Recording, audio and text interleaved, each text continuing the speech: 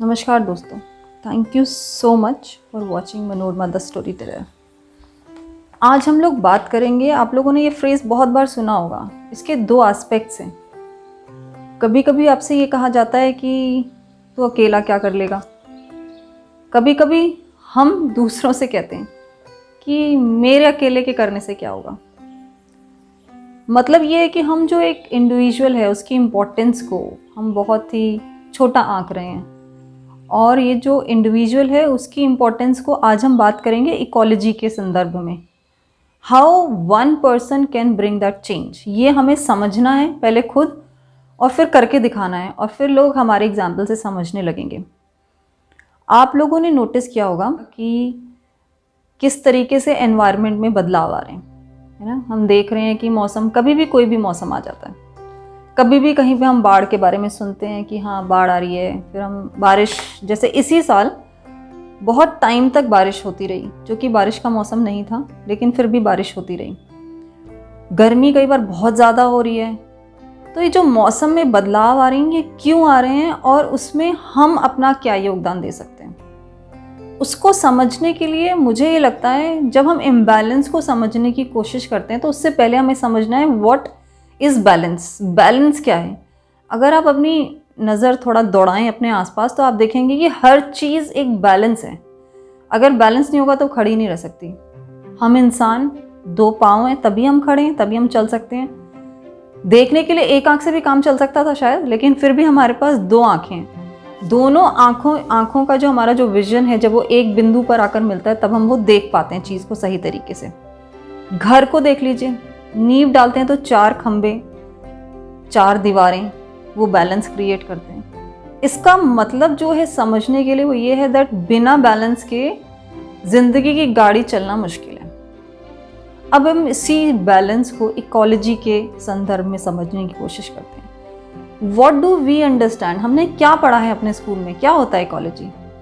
Ecology is a relationship, वो एक relationship है बिटवीन लिविंग बींग्स और उनके एनवायरनमेंट के बीच में, है ना।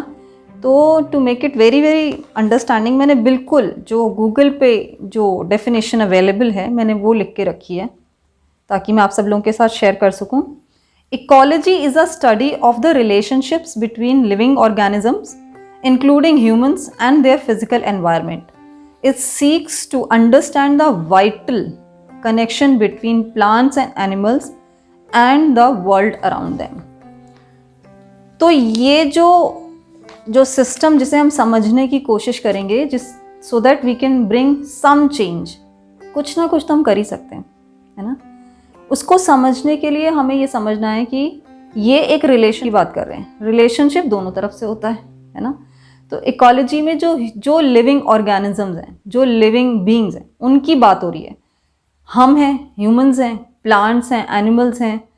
तो ये जो हमारे बीच का आपसी रिश्ता है उसका जो बैलेंस है, अगर वो बिगड़ेगा तो हमारा जो एनवायरनमेंट है उसमें वो फेर बदल हमें महसूस होगा।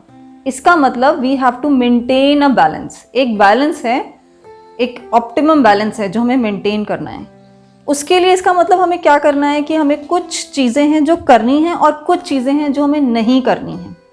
और सिंप्लीफाई करके और ही आसान करके कैसे समझा जा सकता है, सो दैट आसान हो जाता है ना। कोई चीज़ आसान होती है समझने में तो अप्लाई करना ईजी हो जाता है हमारे लिए। तो मैंने ये ऑब्ज़र्व किया सोचते सोचते कि एक इंसान ही ऐसा है इस पूरे सिस्टम में जिसके पास कुछ एक्स्ट्रा पावर्स हैं। हम बात कर सकते हैं, हम चल सकते हैं, हम सोच सकते हैं, हम अपनी सोच को कोई नया रूप रंग भी दे सकते हैं। हम जो चाहते हैं हम वो कर सकते हैं। एक तरीके से हमारे आसपास हैं जो और जीवित, जो हमारे आसपास और जीवित चीज़ें हैं, उनमें एक बहुत मेजर फ़र्क है। बाकी लोग उतना ही लेते हैं एनवायरनमेंट से जितना उनको ज़रूरत होती है, लेकिन इन व्यक्ति है या जीव है जिसको जमा करने की आदत है, जो अपनी इच्छा के अनुसार ऐसा नहीं ऐसे करते हैं ना। मतलब 2 माला बिल्डिंग क्यों, सीधा 50 माला बनाते हैं, उसमें ज़्यादा फ़ायदा है क्योंकि वो ये सोच सकते हैं। ये जो इकोलॉजी सिस्टम है बहुत ही सोच समझ कर इसको डेवलप किया गया है किसने किया, कैसे हुआ, वो तो मुझे नहीं मालूम है, लेकिन अगर आप बहुत ही गौर से देखेंगे तो आप देखेंगे कि एक इंसान की जो चीज़ ज़रूरत की है वो दूसरे की ज़रूरत की नहीं है। जैसे हमें ऑक्सीजन चाहिए लेकिन प्लांट्स को कार्बन डाइऑक्साइड चाहिए, है ना। तो कोई भी चीज़ जो ये साइकिल के बीच में आती है, आप देखोगे कि पेड़ अपने ही फल खुद से नहीं खाता, है ना। पेड़ पे इतने फल आते हैं, इतना कुछ होता है, लेकिन उसका सिर्फ यही काम है गिविंग। वो फल दे रहा है ताकि हम खा सकें। नदी अपने लिए नहीं बह रही है, नदी को अपना कुछ नहीं करना है। नदी है, बस नदी का होना ही अपने आप में एक वो है कि वही उसकी आइडेंटिटी है, वही उसकी ज़रूरत है, बहते जाना। लेकिन उसे अपना पानी नहीं पीना है, उसे स्टोर करके कुछ नहीं करना है, उसे उससे बिजली नहीं बनानी है। तो अगर देखा जाए तो बहुत ही क्या कहते हैं, किसी चीज़ को बर्बाद किए हम बहुत ही, अगर हम उस सिस्टम के बीच में रहते हैं, जिस हिसाब से चीज़ें आ रही हैं हम उसी तरीके अपनी ज़रूरत के अनुसार उसका इस्तेमाल कर रहे हैं, तो हम इकोलॉजी सिस्टम को बिल्कुल भी हैम्पर नहीं करेंगे। वो बहुत ही खूबसूरती के साथ जैसे इतने वर्षों से चलता आ रहा है वो चलता रहेगा, और हमें आने वाले समय की चिंता नहीं करनी पड़ेगी कि हाँ हमारे आने वाले बच्चों के टाइम पे क्या होगा। एज ह्यूमंस ये हमारी रिस्पॉन्सिबिलिटी है that we should understand powers का नाजायज़ इस्तेमाल करना हमें नहीं, मतलब हमें बंद कर देना चाहिए। We should not misuse our powers. उससे किसी का भला नहीं हो रहा है, हमारा भी नहीं, हमारे आने वाली जनरेशन्स का भी नहीं, नेचर का भी नहीं, किसी का भी नहीं। लेकिन जो अच्छी बात लग रहा है that everything is going out of our control, हम उसे रोक सकते हैं, हम उसे बदल सकते हैं, हम उसे रिवर्स कर सकते हैं। यहीं पर मैं वो जो मेन टॉपिक है वहाँ यहाँ पे मैं कनेक्ट करना चाहूँगी दैट हमें ये नहीं सोचना है दैट मैं अकेला क्या कर सकता हूँ। अगर एक इंसान आज डिसाइड करता है कि वो जो, जैसे हम लोग, आपने देखा होगा पेपर बहुत ही मिसयूज़ करते हैं, नोइंगली अननोइंगली हम करते हैं। हमने प्रिंट निकाला, हमको ठीक नहीं लगा, हमने कहा नहीं नहीं ये तो बड़ा कॉन्फिडेंशियल है, उसे फाड़ के फेंक दिया। ये हम करते रहते हैं। लेकिन जस्ट इमेजिन अगर हम मान लीजिए 365 डेज़ हैं, जिनमें से हम मान लीजिए 300 दिन भी मैं ज़्यादा बोल रही हूँ एक्चुअली, आप सैटरडे संडे निकाल करके, I am not that good in calculation, तो जो भी 200 समथिंग दिन बचते हैं, और डेली अगर हम एक पेपर वेस्ट कर रहे हैं, या मैं कह रही हूँ आप आधा लगाइए, अगर हम 2 दिन में एक पेपर वेस्ट कर रहे हैं, तो आप उसको कैलकुलेट कीजिए कि आप आने वाले 5 साल में कितने पेपर जो हैं वेस्ट कर रहे हैं। फिर आने वाले कितने सालों से आप लोग नौकरी कर रहे हैं, है ना, 20 साल से, कोई 25 साल से, कोई 30, कोई 45, आप उसको गुणा कीजिए उससे।